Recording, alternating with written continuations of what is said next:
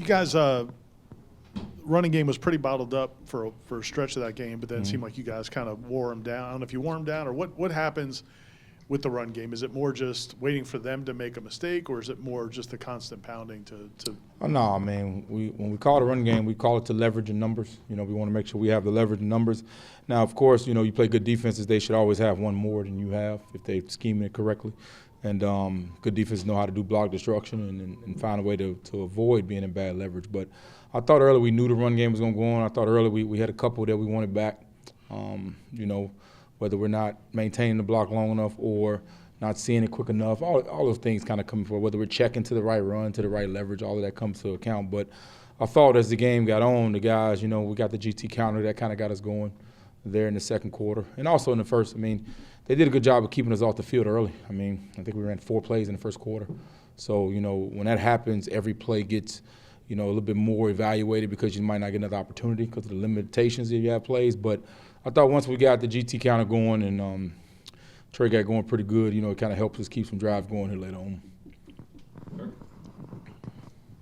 How do you evaluate, I guess, Tate's full body of work Saturday? And I guess from my vantage point, it seemed like what to say about him? He seemed like made his biggest throws, his best throws in the toughest moments. Yeah, all that's going to be a part of it. But the number one thing I loved about him is that he owned the ball. He didn't turn it over. When you get to those rivalry games and those kind of environments, which was a good environment, I thought Florida State fans showed it really heavily too. That gave him a lot of support. But you just own the football. And that's one thing we came into the game, like Tate, just be yourself, but we might take, it might be a good play just to hold on to the ball, just make sure we don't give it to them. So I thought he did a good job of keeping the ball out of jeopardy. He got hit, we missed the corner on one check, and he got hit, he owned the football. So, we kept saying as long as we ended with a kick. Now, of course, we don't want to take safeties and things like that. There's a couple of learning experiences, but for the most part, I thought he did what we asked him to do, and we got to make sure we're still building to things that he feels comfortable with and things that he can do. Saturday there was external, challenges with the Florida defensive front, and then some internal challenges, I think, maybe with offensive line injuries and whatnot. In particular, Maurice Smith, and that offensive line just seemed to endure into the fourth quarter and prevail. Can you talk about what was going on among the line during those parts of the game? Well, I think, their confidence is always high. I thought they did a good job of protecting in obvious pass situations and, an obvious run. Of course, what I love about our group is we try to be the grown men of the offense, meaning, for example, we want everything to be on us, whether it be, I thought I heard Coach allude to a back not making the right cut, all that. We don't subscribe to any of that. I don't care if it's protection and the back misses protection, that's a sack on the O-line. If it's a run and the back misses the hole, we got to make the hole bigger. Anything that happens, we'd rather it be on us because, our guys, we do a good job of blocking out the noise, and we don't want to affect our guys that carry the football. So I like their mentality as playing as a unit to be able to withstand whatever we want to take accountability and responsibility for. So that's what I love about that group. But no, it's week 12, so you're going to have your setbacks. Mo, think about the second quarter, got his ankle rolled up. He was struggling. But he stayed in there, stayed the course, kept fighting, kept clawing, kept scratching. I rotated one guy in, that was Casey. They're late in the game. I thought Keandre came in and did a good job for us. I liked him because of his size and the matchup inside. They had some larger guys that was able to kind of come pay dividend for us at the end of the game. But no, man, that group, what I love about that group is no matter what the circumstance is, and because we used to be, we used to come in here and talk about the small victories and losses. Like, hey, man, y'all rushed for a lot of yards, and y'all got better and protected well, but we'd lose. So I like the resiliency to, take whatever negativity come for the offense, I want it to come to the O-line, and also find a way to win games. If it's close in the fourth, I believe in our guys is going to finish the game. Obviously, you guys mentioned, you're going to have someone else step up each game. Ja'Kai Douglas had that catch in the fourth down, I believe. Mm-hmm. That really clinched that, helped clinch that game. I think it was a scoring drive. So just how his performance and just how Keon did. I know he had that one drop in the end zone, and then Johnny Wilson's great pretty good game. I gave Ja'Kai a lot of praise because Ja'Kai's been here since we've been here, and we talk about seize your opportunity. We got a room full of good players, and they all want the football. And, and I told the guys, we see the eyes when, everybody wants more opportunities. But the thing I praised about Ja'Kai was whenever his opportunities came, he's always made the play. Whether it was in the Pitt game, when you go back to Miami 2 years ago, when you go back to Notre Dame when we was down there, he caught the up route. You go to 4th and 3, the guy draped over him, strong hands, makes the play, gets up and celebrates. He has some good plays in blocking. I mean, Ja'Kai is a weapon in our offense because sometimes he's unaccounted for, and he can make you pay if he is. Johnny, the catch in the red zone when he ran the comeback with Tate. Threw a great ball, caught it out of bounds. They reviewed it. He caught the ball. That was a big play in the game. That was a conversion. So, I mean, we got guys that step up when need to be stepped up. Of course, when you operate how we're operating, you got to find a reason. Well, didn't do. Man, our guys, when it's time, they've made plays and they've won games. And I'm really proud of that resolve, the discipline they showed, just to find a way to win. And all the things we're instilling in them to find ways to win games, especially in rivalry games, man. Johnny, Ja'Kai, Trey, LT had a good run on the GT counter. I mean, I was proud of just our ways of not being rattled, keeping the same eyes throughout the game, and finding a way to make sure we come out there with a win. Coach Norvell alluded to this a little bit earlier, the delay of game penalties. Can you talk about who's supposed to be watching the play clock and then why that kind of showed up a little bit on Saturday? We take responsibility as the coaching staff. We don't put that on them. That's on us to make sure whatever information we're giving them, they can operate at a high speed. And if we are getting those, that means we're not giving them enough time to do what we ask them to do. So we put that on us, not much on them. So we got to do a better job of making sure they're giving adequate information and they understand what the play clock is at the start, whether it be 25 or 40, where the play clocks are, all these different kind of things. But, we got to do a better job of making sure they understand the urgency that it takes when you first taking the field on the P and 10. You mentioned the play on the corner blitz that Tate got sacked. Mm-hmm. Number one, that could be a game-changing play. You guys had one against Clemson where it turns into a touchdown. I mean, everything was on the line right there for him to hold on to the ball, number one. And also, it seemed to me it was very well disguised. Is that a quarterback's fault at all for not seeing that, or the line not rotating over to see that, or is that just a really well-designed blitz? Yeah, it was an RPO. It was a run play. It was a run with an RPO tag where you read one side of the field. They didn't show it. He did a good job disguising it. So good call by them, a good way to hold it. We have an answer for it, but to be honest, I don't think we gave him the tools to expect it because out of that formation, we didn't expect it. So, of course, anytime the quarterback hit, the O-line's going to take responsibility for it, but it was a run play. We were blocking a run and not necessarily looking for the corner.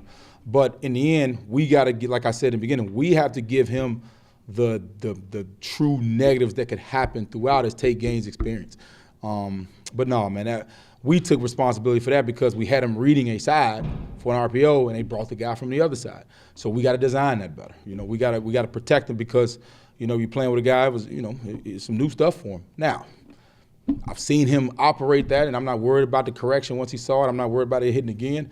But that was a good learning experience, for not only Tate but us saying, all right, what situations are we putting him in to make sure there's not a catastrophic play? But him owning the football in that moment was probably one of the biggest plays of the game. And the negative I hear, but like him making sure he held onto that football probably, guaranteed us a victory. It's easy for us or fans to talk about players being disciplined when there's chances for things to kind of extracurricular activities before or after plays. Mm-hmm. But it's different when you feel like somebody's disrespecting you or spitting on you or something like that. Like, absolutely. How far have you guys come in not – because I felt like the Miami game and that game, there were plenty of opportunities where guys could have gotten out of character. That's the first thing we addressed was – in 2021, I believe we came down there and we were undisciplined. We were that team making those kind of mistakes. And, if you want to come out with a victory, you got to understand what it takes and the resolve it takes. But it sounds good. I drive around in Tallahassee. I don't see a lot of resolve out there in road rage, So I think most human beings could not tolerate somebody spitting in their direction, let alone it touching them. So that just shows you that our team focus and their togetherness because they take what their self-reaction is over what is going to happen to the entire team in a game where we cannot have anything negative, where it could be a penalty that's 15 yards, whether it be a turnover, things like that. So, for them to do that beyond coaching is their relationship with each other. Of course, they'll play. Coaches play a role in it. We got to emphasize it, but that shows you the unselfishness of our team to say, I'm gonna stay focused. I gave Byers when they hit Tate, when Keandre, the play before Meach got stepped on by the same guy. So it's just them focused in the moment on how to win football games. Not only how to win football games, how to win football games that are not going your way, because more games are lost than won. And I think we've learned that. We're not paying attention to the selfish stats or things like that. If it comes down to it, can we have the resolve to go win a football game? It seems like Keon finds a way to make an impact every game. Obviously, I mean, not his biggest receiving game Saturday. Same for the Miami game, and yet in both games he had a big punt return to set up the what would be the game-winning score. I guess, what's that say about him? Keon's a ball player, man, and I love what Keon. I mean, if you talk to Keon after the game, he was just happy we beat our in-state rivals. I mean, he's a part of the team and part of the Florida State more than he is saying I'm Keon. He feels like he wants to do whatever he can for the team, man. And he had some disappointing moments. He's like, man, I could have blocked that. He looks at the whole picture of it. So I'm proud of him for that. Even in the offensive meeting, man, I'm gonna do better now with those situations. But Keon's still gonna garner enough attention where he's still gonna be him. And I've been proud of his just approach, his team effort. But nah, man, that punt return, he's a talented, big. I mean, it's not. I haven't been around many of them like him, and I'm not talking about as far as ball player, just type of mentality he brings, just to practice, to work ethic, to whatever you ask him to do, and it bleeds through our team because if he's like that, how can anybody else be, not be like that? If he's being unselfish, then what's your excuse?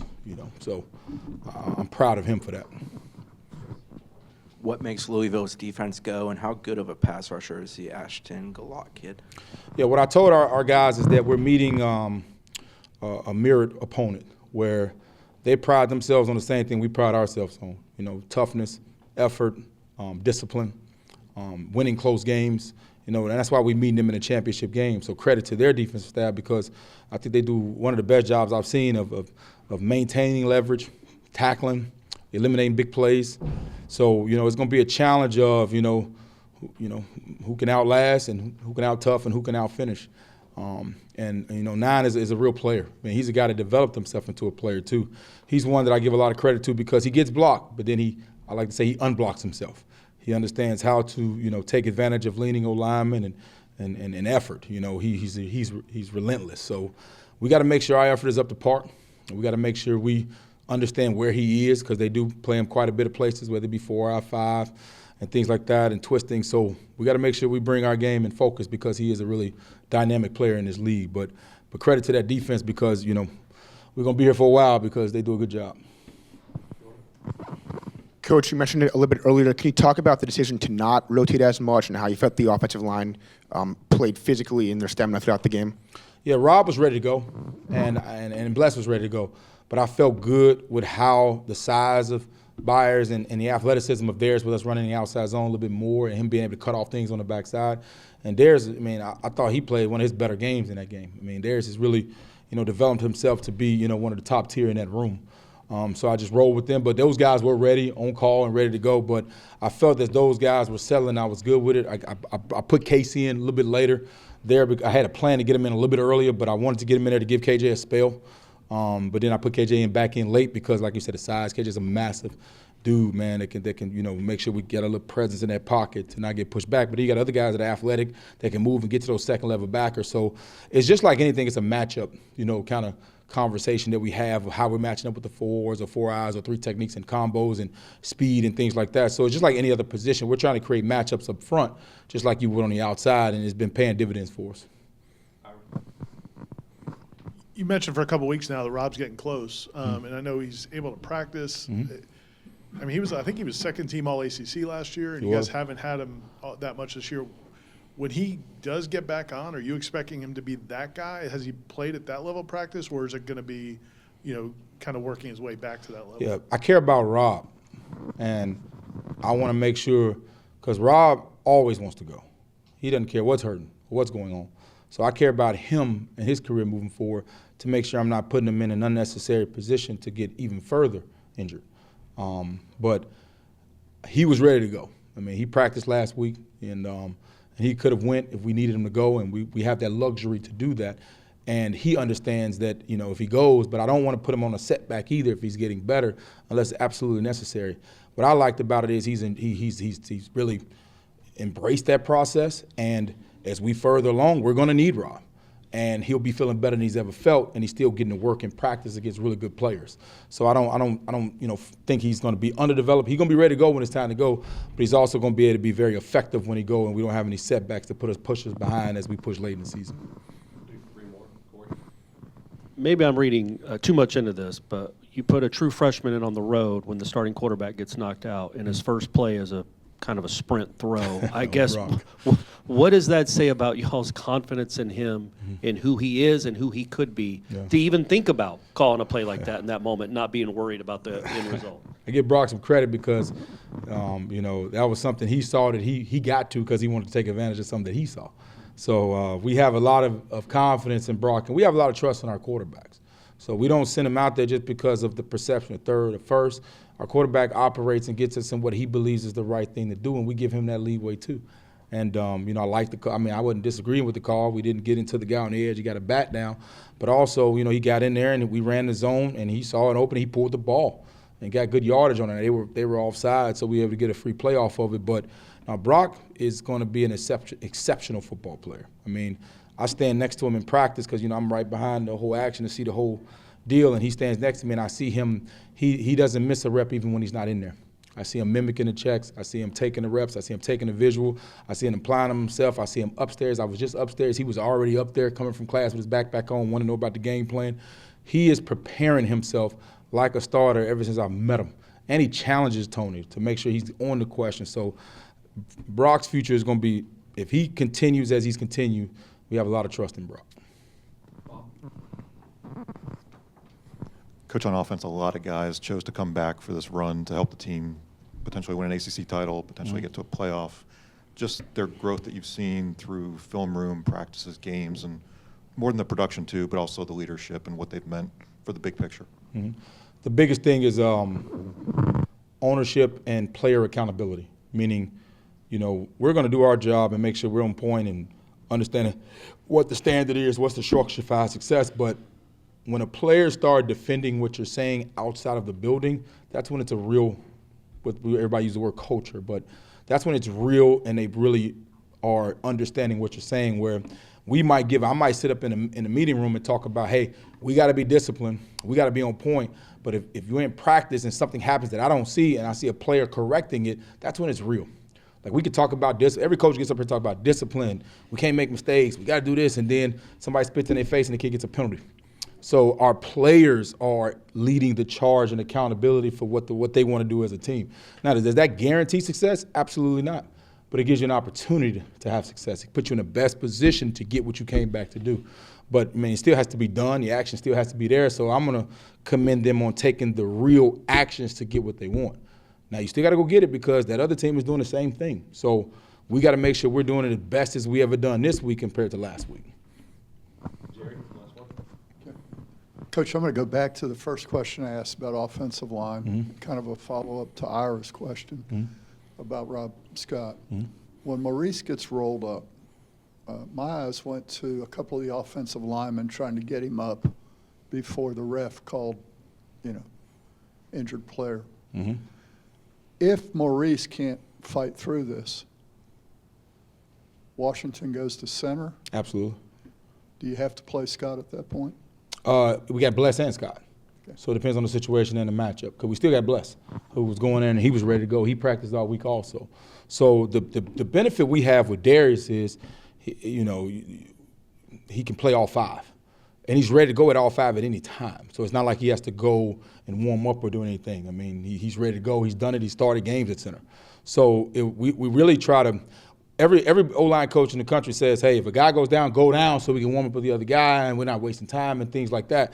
But our guys have their own personal standard of operating until you can't operate no more. And if you go down, then you're down for real. So you saw them picking each other. Meach had to play where he had to pick them up, So – I mean, I don't ever question those guys' mentality. Of course, they're gonna make mistakes, man. You ain't gonna bat 1,000, but them guys I'm sending out there with their mindset, they're gonna find a way. No matter how it needs to be done, they're gonna scrap and claw and and make sure they're together and find a way to come out with the win. Thank y'all.